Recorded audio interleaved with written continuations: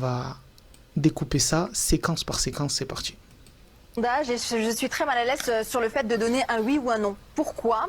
Parce que pour moi, Jean-Luc Mélenchon, effectivement, a fait une très très grave erreur de ne pas dire que c'est des terroristes. En revanche, ce qu'il a fait, et c'était le précurseur, c'est de dire au tout début, oui, ce qui s'est passé en Israël, c'est horrible, il y avait un émoi mondial et tout ça, mais qu'est-ce qu'il en a été à la base de la Palestine ?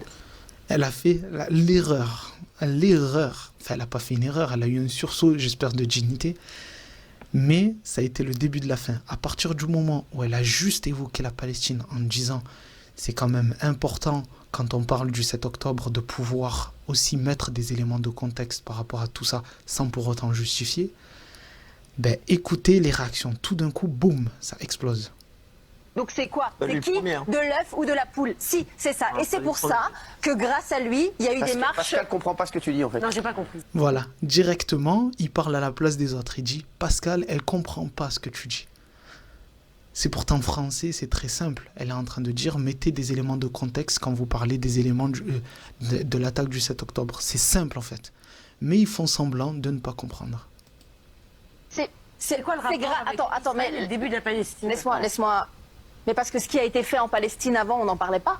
Oui, mais ça n'a rien à voir avec un acte terroriste. Il y a eu un attentat, il y a eu un attentat. Vous voyez, la simple phrase, au tout départ, c'était très calme. La simple phrase de Cyril Hanouna en disant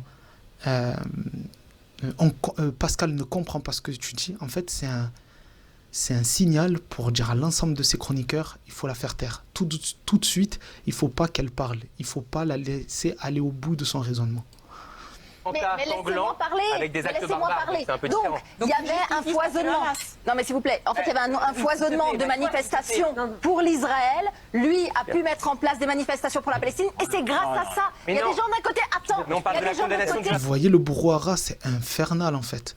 À partir du moment où elle a parlé de la Palestine, boum, ça a explosé et on la laisse pas parler. Alors que juste avant, Éric Nolot, il a pu dire dans le plus grand des calmes que ceux qui votaient pour Mélenchon, c'était des islamistes, de dire que la LFI, c'était des nazis.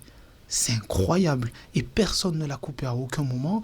Et là, elle qui essaye d'apporter juste une nuance, elle dit pas des choses de fou. Elle dit mettez un contexte.